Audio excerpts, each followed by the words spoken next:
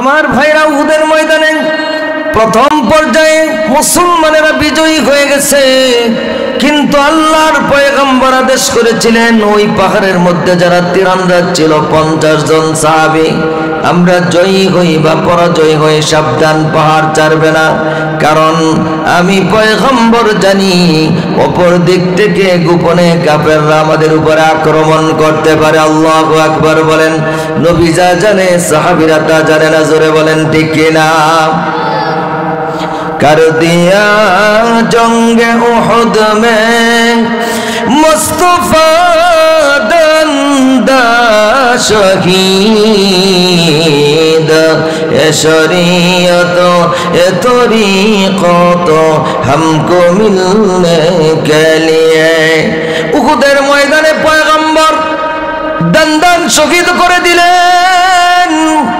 আমার ভাইরা, বন্ধুরা, এটা কিন্তু প্রথম পর্যায়ে নয়, প্রথম তো মুসলমানরা বিজয় হয়ে গেলেন।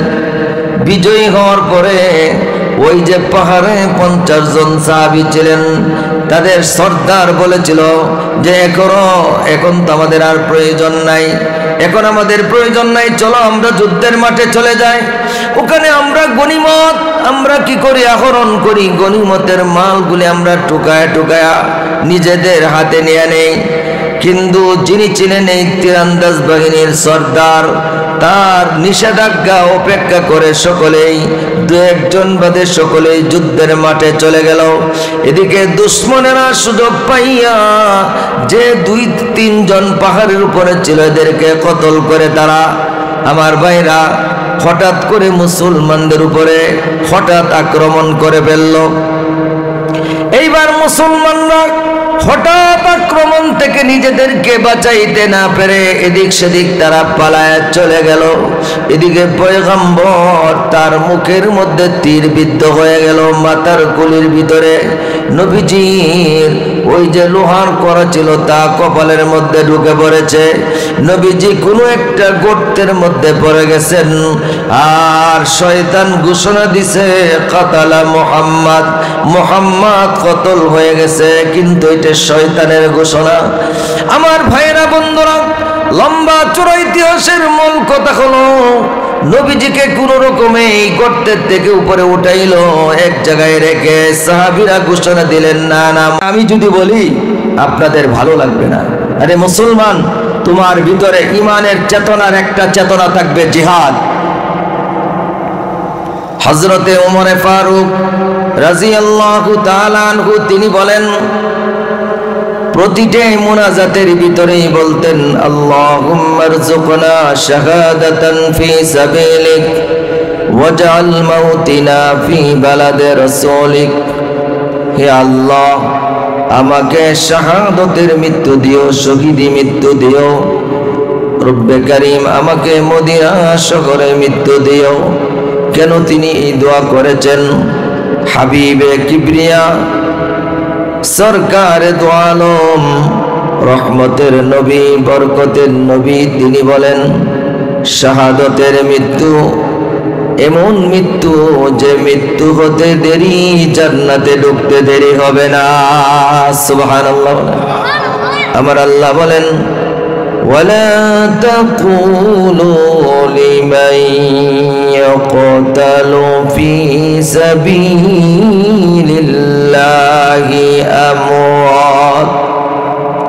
অন্য জায়গায় বলেন, ওয়ালা তাহসাবান্নাল্লাযীনা কুতিলু ফি সাবিলিল্লাহি আমওয়াতা বাল আহইয়াউন ইনদা রাব্বিহিম ইয়ারযাকুন। জোরে বলেন আল্লাহু আকবার। শহীদ কাকে বলেন? যে দিনের জন্য, ইসলামের জন্য, কোরআনের জন্য কাফেরদের মোকাবেলায় যুদ্ধ করে করে জীবনটা দিয়েছে। আল্লাহর নবী, বিশ্ব নবী রহমাতুল লিল আলামিন হাদিসে পাকে বলেন, আল্লাহ তাআলা কোন শহীদের রূহকে জিজ্ঞেস করবেন, আমার শহীদ বান্দা তুমি কি চাও? বুখারী শরীফের বর্ণনা। বলবে, হায় আল্লাহ, আমি চাই তুমি আমাকে পুনরায় জীবন দান করো, আমি আবার তোমার দিনের জন্য আমার জীবনটা দিয়ে দেই। জোরে বলেন আল্লাহু আকবার। আল্লাহ তাআলা বলবেন না, পৃথিবীতে একবার চলে আসলে, পৃথিবী থেকে একবার চলে আসলে আর কেউ পৃথিবীতে যাবে না, যেতে পারবে না।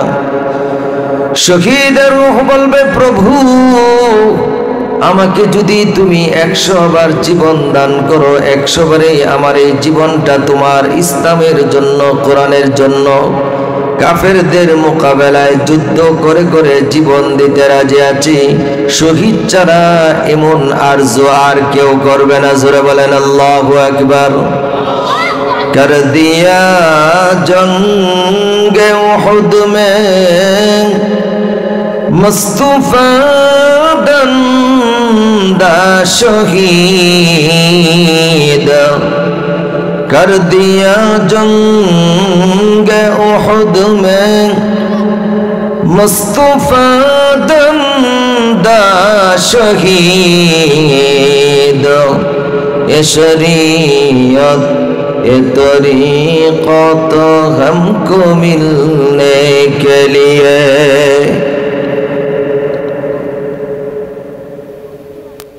আমার ভাইরা বন্ধুরা, এই যে পৃথিবীতে আমি আছি, বদরের ময়দানে যদি প্রথম যুদ্ধের মধ্যে 313 জন মুসলমান যদি বিজয়ী না হতেন, পৃথিবীতে ইসলাম নামে কোনো ধর্ম থাকার কোনো সুযোগ ছিল না।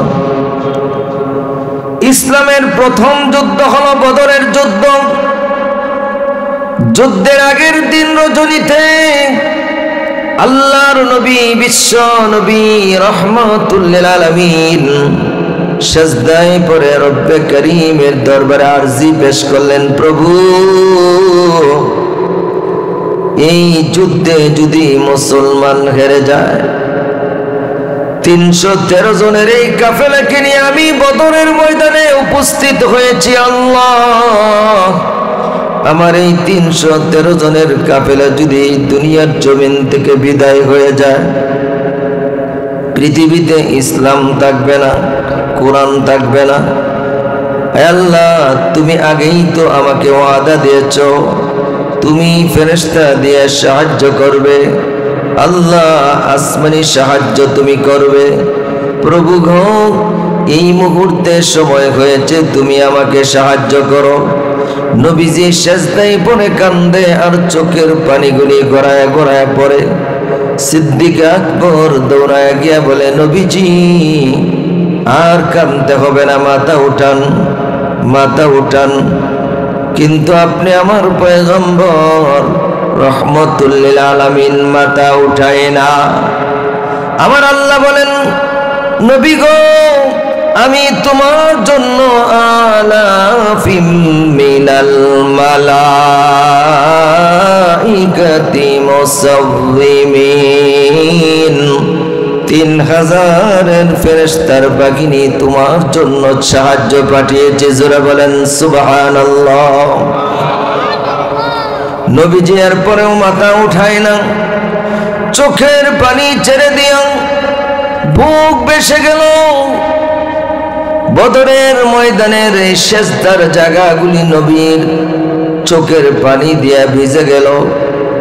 আমার আল্লাহ আবার ডাক দিলেন, দোস্ত তোমার চোখের পানি আমি আল্লাহর বরদাস্ত হয় না। ওগো নবীজি, আমি তোমার এই বদরের ময়দানে 5000 ফেরেশতার সাহায্য পাঠিয়েছি। জোরে বলেন সুবহানাল্লাহ। সবুজ পাগড়িধারী ফেরেশতা আমি পাঠিয়েছি।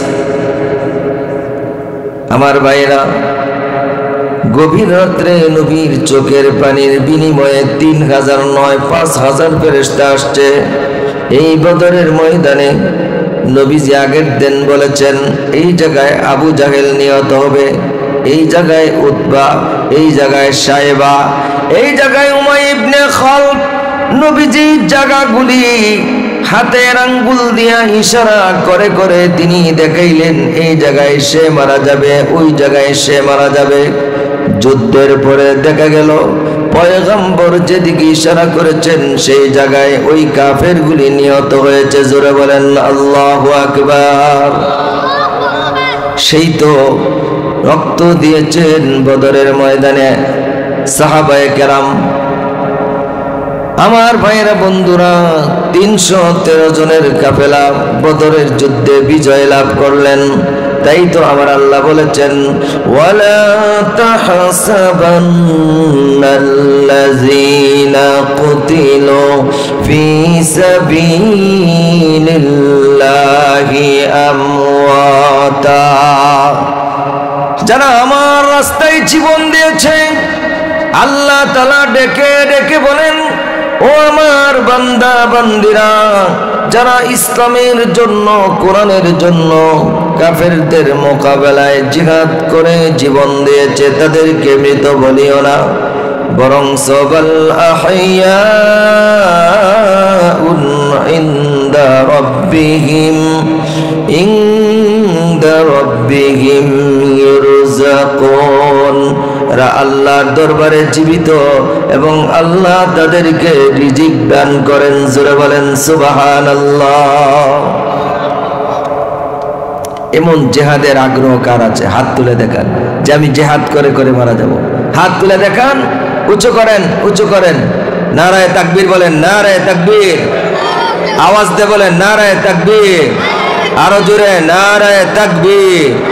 কোরআন সুন্নাহর আলো। হাত নামান। আমার ভাইরা,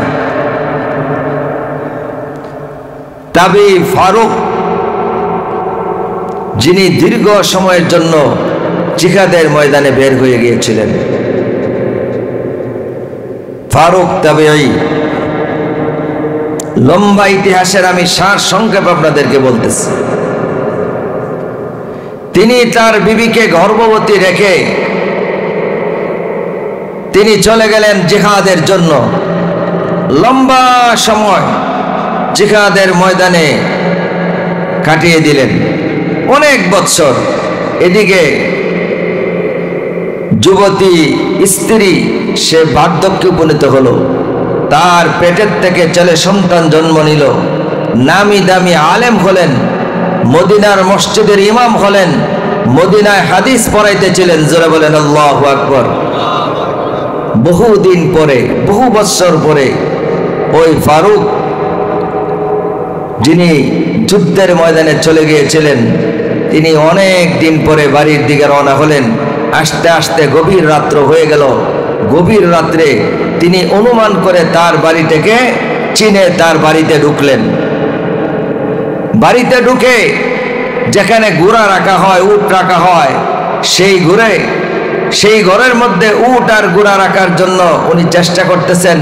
এদিকে ওই ফারুক তাবির ছেলে এখানে বলতেছে, কে আপনি? আমার ঘরে আপনি ঢুকে পড়েছেন কোনো অনুমতি ছাড়াই। তিনি বলেন, এটা তো আমার বাড়ি, আমার ঘর। আপনি কোথায় থেকে আসলেন? এরকম অনেক হই হুল্লার হলো। এক পর্যায়ে ঘুমন্ত মার ওই ফারুক তাবির তার স্ত্রীর ঘুম ভেঙে গেল। দৌড়ায় গেলেন, গিয়ে দেখলেন যে তার স্বামী বিদেশ থেকে এই ঘরের ভিতরে ঢুকছে, ছেলের সাথে তর্ক করতেছে।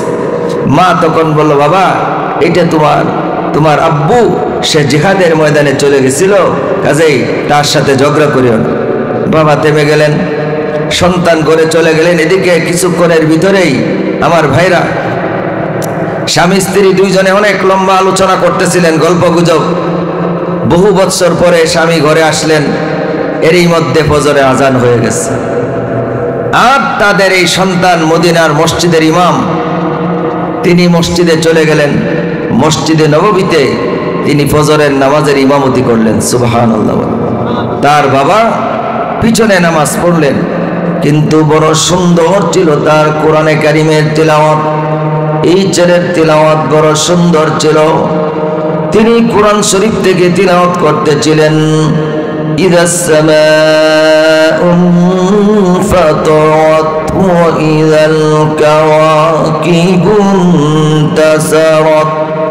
অথবা ধরেন সূরা দাহার পড়তেছিলেন, هل أتى على الإنسان حين من الدهر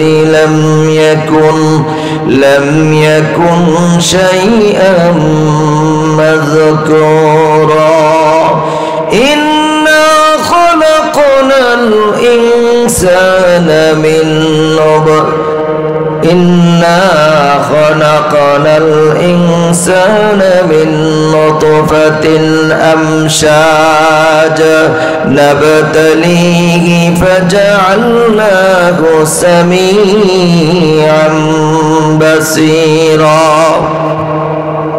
ফজরের 2 রাকাত নামাজ পড়ানোর পরে তিনি মসজিদে নববীর মধ্যে তিনি হাদিসের দর্শ দিতে শুরু করলেন। কিছু সময় বসে ওই ফারুক তাবি তিনি হাদিসের দর্শ শুনলেন। অল্প সময় শোনার পরে বাড়িতে চলে গেলেন। বাড়িতে যে তার বিবিকে বললেন, বিবি, মদিনার মসজিদে কে জানি ইমামতি করেছে, তিলাওয়াত বড় সুন্দর, আবার নামাজের পরে হাদিসের দর্শ দিতেছে, বড় আলেম মনে হলো। হাজারো হাজারো আলেম তার সামনে, তিনি বড় খুব সুন্দর হাদিসের দর্শ দিতেছিলেন। তিনি কে, তার পরিচয় কি? এবার বিবি চোখের পানি আর রাখতে পারলেন না, বলে, স্বামী হে, যুদ্ধের ময়দানে যখন চলে গেলেন, আমানত হিসেবে যাকে আমার পেটে রেখেছিলেন, এই সন্তান জন্ম নেওয়ার পরে আমি আমার সম্পদ তিল তিল করে বিক্রি করে তাকে আমি বড় আলেম বানাইছি। এখন মসজিদে নববীতে যিনি ইমামতি করেছেন তিনি আপনার এই সন্তান। জোরে বলেন আল্লাহু আকবার, আওয়াজ দিয়ে বলেন আল্লাহু আকবার। ভাইরা আমার, রাসূল আকরাম সাল্লাল্লাহু আলাইহি ওয়াসাল্লাম বলেন যে ইযা মাতাল ইনসান ইনকাতা আনহু আমালুহু ইল্লা মিন সালাসা সাদকাতুন জারিয়া আও ইলমুন ইনতাফাউ বিহি আও ওয়ালাদুন সালিহুন ইয়াদউ লাহু। আল্লাহর হাবিব বলেন, মানুষের ইন্তেকালের পরে তার আমলের দরজা বন্ধ হয়ে যায়, কিন্তু 3টি আমল এমন রয়েছে যে 3টি আমলের সওয়াব কিয়ামত পর্যন্ত জারি থাকে। জোরে বলেন সুবহানাল্লাহ। একটার নাম সদকা জারিয়া, 2 নম্বরটার নাম হলো ইলম, যে ইলম দ্বারা নিজে উপকৃত হয়েছে, অন্যকে ইলমে দ্বীন শিক্ষা দিয়েছে। 3 নম্বর হলো ওয়ালাদুন সালিহুন, নেক সন্তান। আল্লাহর নবী বলেন, নেক সন্তান যখন মার জন্য বাবার জন্য হাত বাড়ায়, আল্লাহ নবী বিশ্ব নবী রাহমাতুল লিল আলামিন বলে, সন্তান যখন বলে রব্বি রহমহুমা কামা রব্বায়ানি সগীরা, আল্লাহ আমার মা বাবা ছোটবেলা যেভাবে লালন পালন করেছে, যারা দুনিয়াতে নাই কবরে, আল্লাহ তুমি তাদেরকে রহমতের কুলে কবরে লালন পালন করিও। ওই সন্তান দোয়া করতে দেরি, দোয়া কবুল হইতে দেরি হয় না। জোরে বলেন সুবহানাল্লাহ। নেক্সট সন্তান দরকার আছে না নাই? এই যে দেখেন আপনাদের কৃতি সন্তান হাফেজ মাওলানা আব্দুল মান্নান কথাগুলি বলেছেন, কাটা কাটা কথা, শক্ত আওয়াজে বলেছেন, কিন্তু দেখেন আল্লাহর নবী বিশ্ব নবী রাহমাতুল লিল আলামিন বদরের ময়দানে চোখের পানি ছেড়ে দিয়া কাঁদলেন। 3000-এর পরিবর্তে 5000 ফেরেশতার সাহায্য এসে গেল। নবীজি যখন উহুদের যুদ্ধের ঘোষণা হয়ে গেল, নবীজি সাহাবীদেরকে বললেন, সাহাবীরা মদিনায় থেকে যুদ্ধ করবে না, মদিনার বাহিরে যাবে। যারা বদরের ময়দানে যায় নাই, নওজোয়ান সাহাবীরা বলে, পয়গম্বর আমরা কাপুরুষ নই, আমরা মদিনা থেকে বের হয়ে যুদ্ধ করব না, হয় মক্কাবাসী আমাদেরকে কাপুরুষ মনে করবে। চুআহিঙ্গে রফতান কুনাদ জানে পাক, চুআহিঙ্গে রফতান কুনাদ জানে পাক, চেবর তখতে মুরদান চেবর খাক। আমার ভাইরা বন্ধুরা, নবীজি বলেছিলেন আমরা মদিনায় থেকে যুদ্ধ করব, কারণ মদিনার 3 দিকে পাহাড়, একদিকেই খোলা জায়গা। কিন্তু নওজোয়ান সাহাবীরা তারা মানে নাই। নবীজি বললেন ঠিক আছে, তোমাদের আশায় পুরা করা হবে। নবীজি যুদ্ধের পোশাক পরিধান করে ঘর থেকে বের হয়ে গেলেন। এবার কিছু সাহাবী বললেন নবীজির মতের উল্টা তোমরা করেছো, ফলাফল কিন্তু ভালো হবে না। এবার কিছু সাহাবী বললেন নবীজি আপনি যা আগে বলেছিলেন তাই করি। কয় না, তা হবে না, কারণ পয়গম্বর যুদ্ধের পোশাক পরিধান করার পরে যুদ্ধ না করে কোনো পয়গম্বর ঘরে যেতে পারে না। আমার ভাইরা দেখেন না, নবীজি তাদেরকে নিয়ে উহুদের ময়দানে চলে গেলেন। লম্বা কাহিনীর সার অংশ হলো, নবীজি 50 জন সাহাবীকে বললেন তোমরা এই পাহাড়ে থাকবে, আমরা জয়ী হই বা পরাজয় হই তোমরা পাহাড় ছাড়বে না। এদিকে মক্কার হাজার হাজার বাহিনী সেই যুদ্ধে আমার ভাইরা গিয়েছে। মুসলমানগণ প্রথম পর্যায়ে উহুদের ময়দানে বিজয় হয়ে গেছে। জোরে বলেন সুবহানাল্লাহ। يسألونك عن الأنفال إلى آخر الآية। 2 নম্বর আয়াতে আমার আল্লাহ বলেছেন ইন্নামাল মুমিনুনা আল্লাযীনা ইযা যুকিরাল্লাহু ওয়াজিলাত কুলুবুহুম ওয়া ইযা তুলিয়াত আলাইহিম আয়াতুহু زادتهم إيمانا وعلى ربهم محمد কতল হয় নাই, তোমরা যে যেখানে আছো জলদি করে এক জায়গায় জমা হয়ে যাও, যুদ্ধের কাজ চালিয়ে যাও। এদিকে যখন শুনেছে নবীজি জীবিত, কাফের বেঈমানরা আমার ভাইরা তীর নিক্ষেপ করতে শুরু করেছে। চতুর্দিক দিয়ে তীর আসে। আমার ভাইরা আবু তালহা রাদিয়াল্লাহু তাআলা আনহু যেদিক থেকে তীর আসে তিনি বুকটা পেতে দেন, বুকের মধ্যে তীর লাগে। এভাবে ডানে বামে সামনে পিছনে প্রায় 70-এর মতো তীর আবু তালহার গায়ে লেগেছে, কিন্তু পয়গম্বরকে তিনি রক্ষা করেছেন, হেফাজত করেছেন। তাই তো কবি বলেন সারে দুনিয়া হু মুখালিফ কুছ নেহি নুকসান হ্যায় डर नहीं है गम नहीं है जब रहमत रहमान है इश्क़ महबूब खुदा जिस दिल में हासिल नहीं लाखों मुमिन हो मगर ईमान में कामिल नहीं। সকলে পড়েন লা ইলাহা ইল্লাল্লাহ। ঘুমাইতেছেন নাকি ভাই? জোরে জোরে পড়েন লা ইলাহা ইল্লাল্লাহ। কোথায় আছো এলাকাবাসী এদিক সেদিক দাঁড়াইয়া, আল্লাহর জিকির করো সবে ওয়াজ মাহফিলে আসিয়া। লা ইলাহা ইল্লাল্লাহ। নাই কোনো মাবুদ আল্লাহ ছাড়া, লা ইলাহা ইল্লাল্লাহ। লা ইলাহা ইল্লাল্লাহ মুহাম্মাদুর রাসূলুল্লাহ। আল্লাহর হাবিব বলেন ক্বালান নবী সাল্লাল্লাহু আলাইহি ওয়াসাল্লাম লা ইউমিনু আহাদুকুম হাত্তা আকুনা হাব্বা ইলাইহি মিন ওয়ালিদিহি ওয়া ওয়ালাদিহি ওয়ান নাসি আজমাইন।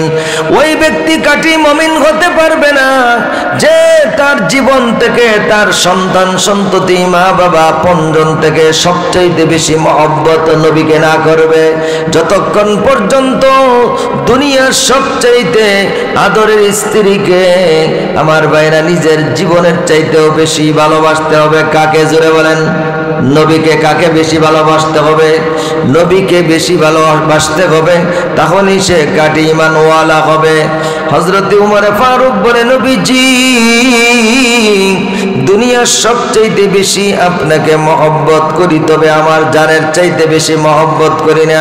আল্লাহর পয়গম্বর রাহমাতুল লিল আলামিন বলে, উমর এখনো পর্যন্ত তুমি কাটি মুসলমান হও নাই। এইবার কিছুক্ষণ চিন্তা করে উমর বলে, নবীজি এখন আমি আমার জীবনের চাইতেও বেশি আপনাকে মহব্বত করি। জোরে বলেন আল্লাহু আকবার। ভাইরা আমার, যদি বদরের যুদ্ধে আমাদের এই জামানায় হইতো, উহুদের যুদ্ধ যদি আমাদের এই জামানায় হইতো, আমরা বলতাম, ও মুহাম্মদ তুমি যাও, তুমি তোমার খোদাকে নিয়ে যাও, যুদ্ধ করো, আমরা যাব না।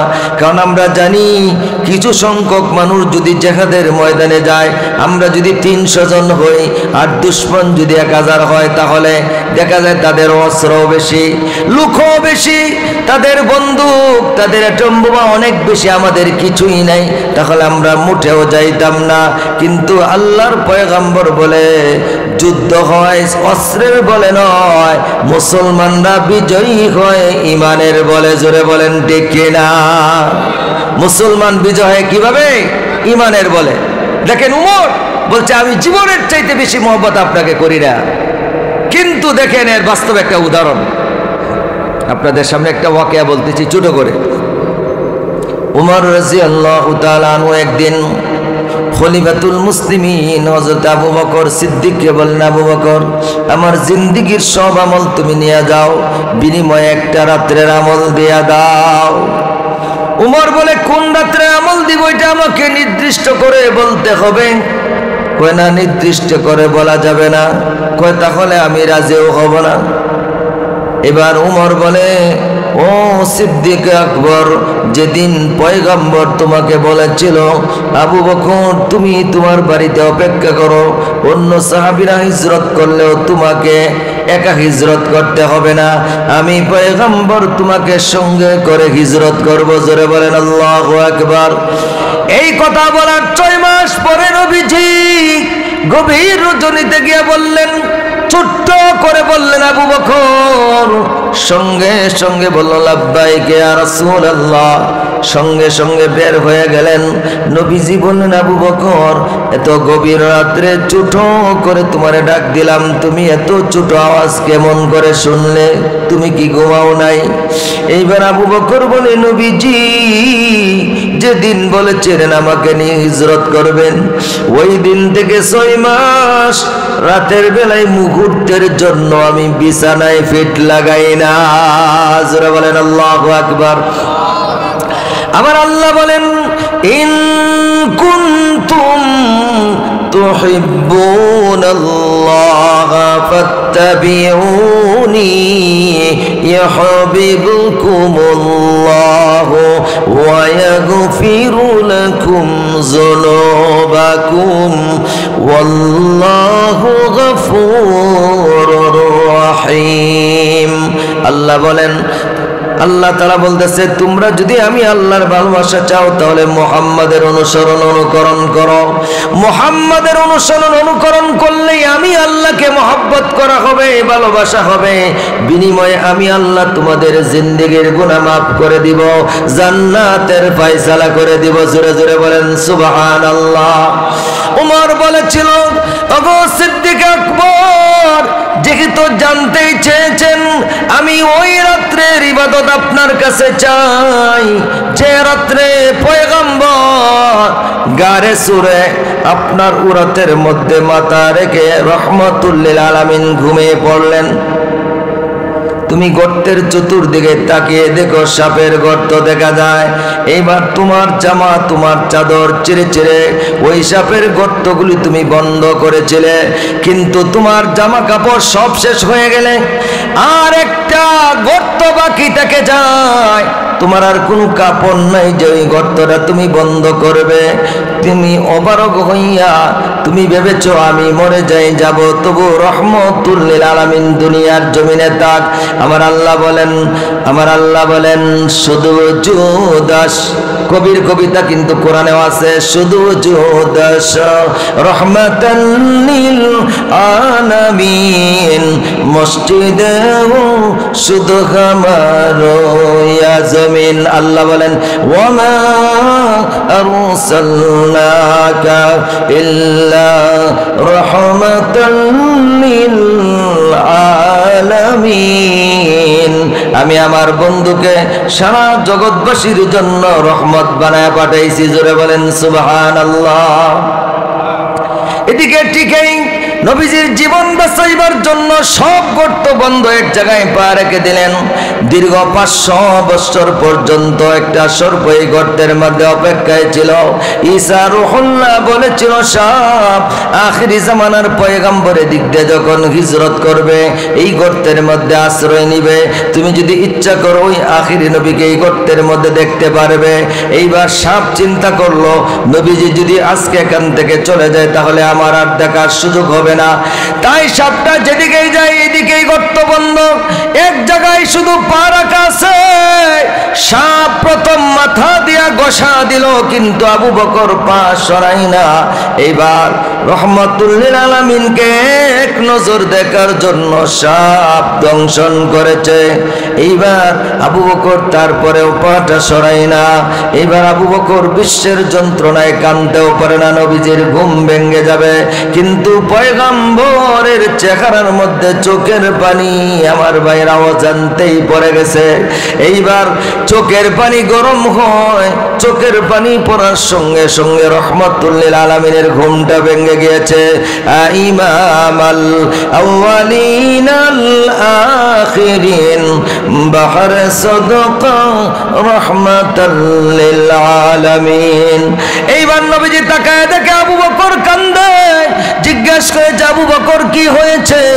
আবু বকর বলে নবীজি সাপ আমাকে দংশন করেছে। বলে কোথায় সর্প? বলে গর্তের ভিতরে আমি পা দিয়ে আটকে রেখেছি। নবীজি বললেন পাটা সরাও, সর্পটাকে আসতে দাও। আবু বকর বলে নবীজি পা যদি সরাই দুশ্মন আপনাকেও দংশন করবে। নবীজি বললেন না, পাটা সরাও, সে কিছুই করবে না। যেই মাত্র পা সরাই দিল আল্লাহর পয়গম্বর রহমাতুল লিল আলামিন ডাক দিয়ে বলে সাপ আমার আবু বকরকে কেন দংশন করেছ? এবার সাপ আল্লাহর দরবারে আরজি পেশ করে প্রভু আমাকে জবান দাও, আমি যেন বিশ্ব নবীর কথার জবাব দিতে পারি। এবার সাপের জবান খুলে গেল। সাপ বলে পয়গম্বর আমি সাপ হইয়া দংশন করেছি, আপনি উজা হয়ে আবু বকরকে ভালো করে দেওয়ার ক্ষমতা রাখেন। জোরে বলেন সুবহানাল্লাহ।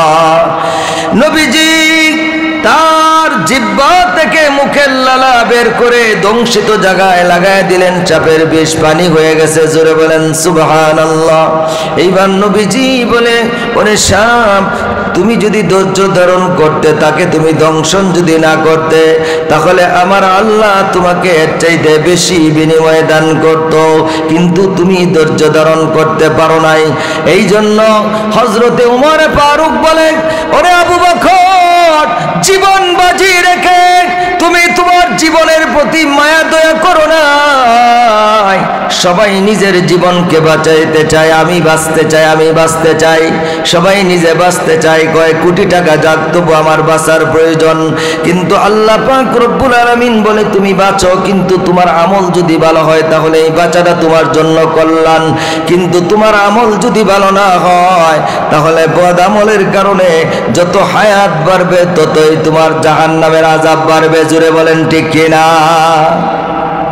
এই জন্য বলতেছে মরার আগে মরো, মরার আগে তুমি মরার ফিকির করো। তোমার জীবনে যদি ভালো আমল করতে পারো এই লম্বা হায়াত তোমার পরকালে কাজে আসবে। এজন্য তো বলেছেন আদ-দুনিয়া মাজরাতুল আখিরা, দুনিয়া আখিরাতে শস্য ক্ষেত্র। আর তুমি যদি দুনিয়াতে ফসল না ফলাও, পরকালে শুধু আফসোস আর আফসোস থাকবে। এই জন্য ভাইয়ের আমার আলোচনা শুরু ছিল ফাকুলতু আস্তাগফিরু রাব্বাকুম ইন্নাহু কানা গাফফারা। উমরের কথাটা শেষ করে দে, ওই যে জীবন বাজি রেখে ওই রাত্র তুমি জীবন দেয়া পয়গম্বরকে বাঁচাইবার চেষ্টা করেছো, এই এক রাত্রের আমল তুমি দেয়া দাও। সুবহানাল্লাহ বলেন। এখানে আরো কথা আছে, শুধু আপনাদেরকে উদাহরণস্বরূপ বলি। আম্মাজান হযরত আয়েশা চন্দ্রনী রাত্রে বলতেছিলেন, ইয়া রাসূলুল্লাহ, আকাশের তারকা সমপরিমাণ কেউ কি নেকি অর্জন করেছে? নবীজি বললেন, হ্যাঁ, আমার উম্মতের একজন করেছে। কই সেই লোকটাকে? তখন আল্লাহর হাবিব বললেন, সে হলো উমর। জোরে বলেন সুবহানাল্লাহ। কিন্তু আয়েশার মনটা একটু ভেজাল, মনটা মলিন। নবীজি বুঝতে পেরেছেন, বলেছেন, আয়েশা তুমি মনটা বেজার করেছো যে তোমার আব্বুর কথা বলি নাই, তবে শুনে রেখো তোমার আব্বুর হিজরতের রাত্রের যে নেকি, সেই এক রাত্রের নেকি যদি এক পাল্লায় রাখা হয়, উমরের সারা জিন্দেগীর নেকি যদি এক পাল্লায় রাখা হয়, তবু আবু বকরের নেকির পাল্লা ভারী হয়ে যাবে। সুবহানাল্লাহ, আওয়াজ দিয়ে বলেন সুবহানাল্লাহ। আর সারা দুনিয়ার সমস্ত নেককারদের নেকি যদি এক পাল্লায় রাখা হয়, আর আবু বকরের জিন্দেগীর নেকি যদি এক পাল্লায় রাখা হয়, তাহলে আবু বকরের নেকির পাল্লাই ভারী হয়ে যাবে। সুবহানাল্লাহ বিহামদিহি। আমার ভাইরা, আমার এটা আলোচনার বিষয় ছিল না, আমার অন্য একটা বিষয় ছিল। শেষ পর্যায়ে আপনাদেরকে বলি, আল্লাহ রসুল কোন এক যুদ্ধে 3 জন সাহাবীর নাম সেনাপতি হিসাবে ঘোষণা করেছেন মুতার প্রান্তরে, যে সেনাপতির দায়িত্ব পালন করবে হযরত যায়েদ বিন হারাস। তিনি যদি শহীদ হয়ে যায়, তাহলে আব্দুল্লাহ বিন জাফর বিন আবি তালিব তিনিও যদি শহীদ হয়ে যায়, তাহলে আব্দুল্লাহ বিন রাওয়াহা। এখানে এক ইহুদি পণ্ডিত ছিল, সে বলছে যে আগের যুগের কোন নবী যদি পর পর 3 জনের নাম ঘোষণা করে যুদ্ধের ময়দানে, তাহলে 3 জনেই শহীদ হয়ে যায়। আল্লাহু আকবার বলেন। কয় তোমাদের নবীর বেলা আমার মনে হয় তাই হবে, কারণ নবীজি বলেছেন যুদ্ধের ময়দানে প্রথম সেনাপতির দায়িত্ব পালন করবে যায়েদ বিন হারেস। যায়েদ যদি শহীদ হয়ে যায়, তাহলে সেনাপতির দায়িত্ব পালন করবে জাফর বিন আবু তালিব। তিনিও যদি শহীদ হয়ে যায়, তাহলে আব্দুল্লাহ বিন রাওয়াহা যুদ্ধের ময়দানে সেনাপতির দায়িত্ব পালন করবে। দেখা গেল যুদ্ধের ময়দানে যায়েদ বিন হারেস শহীদ হয়ে গেলেন, তারপরের সেনাপতি জাফর বিন আবু তালিব তিনিও শহীদ হয়ে গেলেন। আব্দুল্লাহ বিন রাওয়াহার পালা। আমার ভাইরা বন্ধুরা, আব্দুল্লাহ বিন রাওয়াহার জীবনের এই যে তিনি যুদ্ধে যাওয়ার আগের দিন বিবাহ করেছিলেন, বাসর রাত্র পালন করবে, কিন্তু এর আগেই যে সেনাপতির দায়িত্বের ঘোষণা হয়ে গেল। এবার আব্দুল্লাহ বিন রাওয়াহা বিবির ঘরের দরজার পাশে দাঁড়ায় বলেছিলেন, বিবি, আখিরি জামানার পয়গম্বর রহমাতুল লিল আলামিন আমাকে সেনাপতির দায়িত্ব দিয়েছে।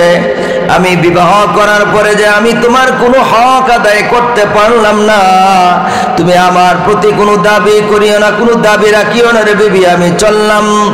এইবার নতুন বিবি ডাক দিয়ে বলে, বিবি স্বামী হে, আমি একজন মদিনার সুন্দরী যুবতী, মেহেরবানি করে আপনি ঘরে আসুন, আমি আপনার চেহারাটা এক নজর দেখে নেই, কাল কিয়ামতের ময়দানে যেন আমি আপনাকে স্বামী বলে পরিচয় করে নিতে পারি।